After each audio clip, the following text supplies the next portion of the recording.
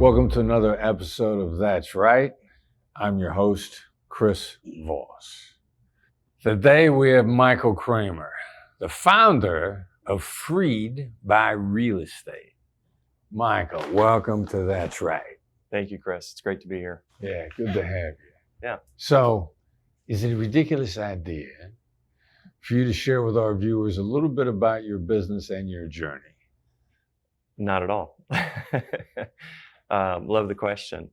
So my journey started really in June of 1992.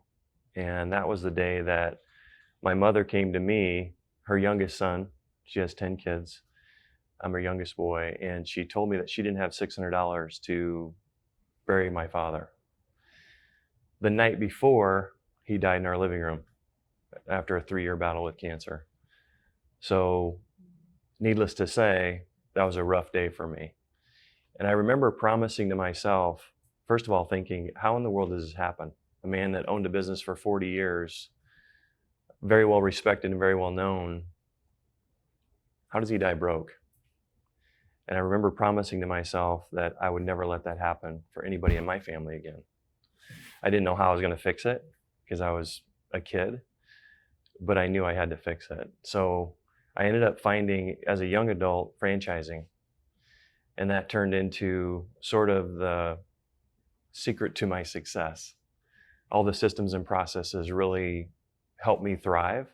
And our business in the first year was the fastest growing franchise. And within the second and third year, we were number one in sales out of 150 franchises. So it's pretty cool. But the cloud to that silver lining was that my family wasn't good. And about that time, I got divorced. And I felt that I was at rock bottom. I had a good friend of mine, and I remember just sort of lamenting this idea that I'm good at business. I fixed my dad's failure in making money, but I failed my dad as a family man. And I had a good friend of mine bring me a book called Crucial Conversations. Maybe you've heard of it. Sort of a textbook on how to communicate. And it helped me understand that I was missing empathy in some of the most important conversations. And then I was introduced to Never Split the Difference. And your book brought in I'm going to use the word tactics, the tools that I could actually deploy to start to practice what Crucial Conversations was teaching. That was more of a textbook for me, and the Never Split the Difference was much more of a practical book. Well, suffice it to say, it worked. Our business thrived, and my personal relationship started to thrive. I got remarried, and my wife and I today founded a company, or today we run a company that we founded called Freed by Real Estate. And it's designed to empower families to invest in real estate, create generational wealth, and to keep family harmony, to really fix the wrong that my dad did on my mom, this wrong of dying broke, and to fix my wrong of making money at the expense of my family. So now Freed by Real Estate's this perfect marriage of build wealth and do it with your family. So that's it. All right, amazing. Yeah. So, well, what are some of the common challenges that your clients in Freed by Real Estate face?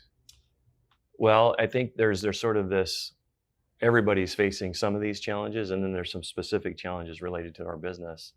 But the overall challenge of creating wealth today is very, very difficult.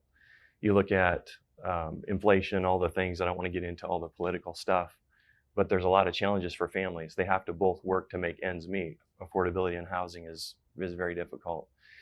If somebody wants to get into real estate, it's even more complex because their attention is focused on making ends meet and taking care of their family. And to buy real estate, it really takes a focused effort. You're not just buying an asset, you're buying a business. And so to be able to do both is incredibly challenging. A good friend of mine, Brad, actually came to me a few years ago, family, third generation HVAC contractor, great human being. But he was putting money in the stock market, not really sure where it was going. And he felt like he was better off just investing in his own business, but didn't know what he was going to leave to his kids. Didn't like the stock market, didn't think anybody was going to take over his business. He and I started to talk, and he saw how our family operates our business. There's 12 family members Chris, that work full-time in our business. So we truly are a family operation. And when Brad saw that, he invited his own kids to join him. And now they all invest with us. Brad, his 2 kids, and their spouses are all investing in real estate. The cool thing about that is not only are they able to focus on their cash flow business, which is the HVAC company, and spin off the extra money, but then they're able to put it into a vehicle that grows without their direct involvement. And the huge blessing is that you have a legacy that's protected because now the kids understand what they're inheriting instead of selling it to somebody when their dad passes on. All right, fascinating. So what strategies do you use to understand your clients' needs better? Have you heard the saying, don't mix business and pleasure? I've heard it. Yeah. Well, and it's even worse when you mix family and business. We actually totally dismiss that. As I mentioned, there's 12 family members that work in the business. We're all about family. And the biggest reason, Chris, is very simply that when you create something of value and you pass it on to the next generation, it can be at risk. There's a proverb that says shirt sleeve to shirt sleeves in 3 generations. So what that means is the first generation buys something, the second generation builds it, the third generation sells it, and by the 4th generation, they're starting over. So what we do is plan for 100 years. And our vision is to help these families pass these assets on for generations. So in order to bring families into real estate, there's kind of 4 really practical things that we do. One is every Thursday we have a standing happy hour. That's not, hey, let's get together at the bar and show up late for dinner and upset our family. It's interesting because we live on a lake, and in the summertime we invite the families to come out. So kids are swimming, fishing, we're going on the boat, we're doing life together. So that's one example of how we really get to know these families. Then we have a family meetup, where real estate meetups usually are one individual from the family going, and they come back and their family doesn't know where they've been and they don't really know what real estate's all about. So the family meetup allows the family to come and address these family issues and concerns related to real estate. We also do masterminds and coaching. So if somebody wanted to really go deep into, families working with other families, we have that, and the opportunity to do coaching if they're looking for legacy and transition planning. Finally, they can invest. Just like I mentioned with Brad and his family, we invest in our own deals. The families that we have join us come alongside, invest their money with us, so they're owners right along with us. All right, wow, it's a pretty complete package. Yeah. So is it a ridiculous idea for you to share a time when you navigated a difficult situation with you or your clients using tactical empathy? Not at all. This is a little bit tough for me because it's recent. Just a couple years ago, I was looking at a property in my hometown. I'm from Omaha. And it's cold out, it's November, and my phone rings. My hands are cold, I don't want to answer, but I open it and I see that it's a good friend of mine, a president of a bank. And so I wanted to answer the call. And the gentleman that called was very somber on the phone. I could hear that in his voice, he wasn't happy. And he asked me, have you heard from your business partner? And I said, no, I haven't. He said, well, he was found dead in his car last night in a parking garage, apparent suicide. Chris, this is a guy that I had known for 20 years, family vacations. He's got a beautiful wife, 4 kids. He's adopted 2 children. He had the world by the tail, and I had no idea what was going on. Obviously, I'm confused, and my heart breaks for his family, even just telling you this.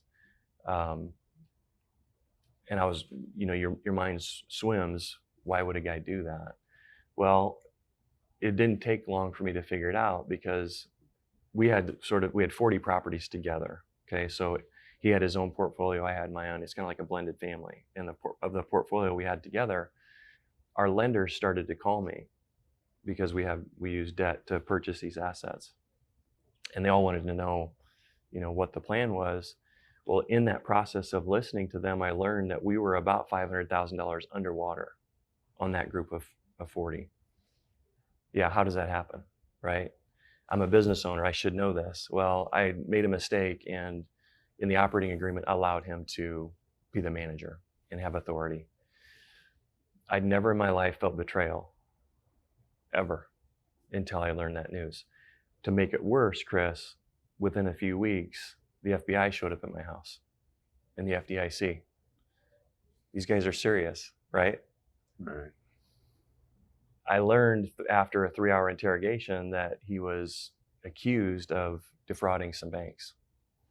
So to bring it full circle, which by God's grace I had nothing to do with and had no knowledge of. So he did protect me because I would ask him what he's involved in and I wanted to get involved and I didn't, which I'm grateful for. So, but I still had this problem to solve. I had these assets I had to figure out. And imagine having that much risk, having that betrayal, and then having to figure out how to work it out with the banks. When I walked into these bank meetings to talk to these guys, my instinct was to say, hey, I need your help. I had an agenda in my head. Here's what I need to accomplish. Instead, after learning of the fraud, many of these banks were defrauded by him. And so I used empathy to say, tell me what you're dealing with. Help me understand how you're going to work it out. Because the problem they had with me was much smaller than the millions of dollars that he had defrauded them out of. And it was through that kind of conversation where I'm listening, asking them questions, figuring out how they're going to work it out, that the sort of collaborative moment occurred. And there were 6 banks, and literally every one of them, where we said, hey, we have a path forward. And so I would argue that empathy actually saved my reputation, and actually, may have even saved my legacy because of those kinds of conversations. Yeah, amazing. Well done. Good for you. Thank you. So Thank you. that's right. Yeah. That's right. The phrase "that's right" is what people say to you when they believe that what you just said is a complete truth and they're all in. They completely agree, they bond with you. So can you share a moment when you had a "that's right" moment in your business or your personal life so people can get a feel for how it works in real life? For sure. Yeah, this is a very personal experience with my son. I mentioned there's 12 family members that work in the business, and my son does work in the business, so it's kind of a spoiler, but he came to me a few years ago, about 5 years ago, and was going to the University of Nebraska, wanted to drop out. He's in his 2nd year, and of course, as a dad, I believe in education. I don't want him to quit. I believe in education, and he wants to work in the family business. And I'm thinking, you're not going to get any handouts. Like, I had this wall go up immediately, and I could feel it inside. And at the same time, I love my son. And I remember thinking about, I think it was in Crucial Conversations, the book talks about learning how to use these tools, the mirroring, labeling, summarizing, and those sorts of things, like learning to play the piano.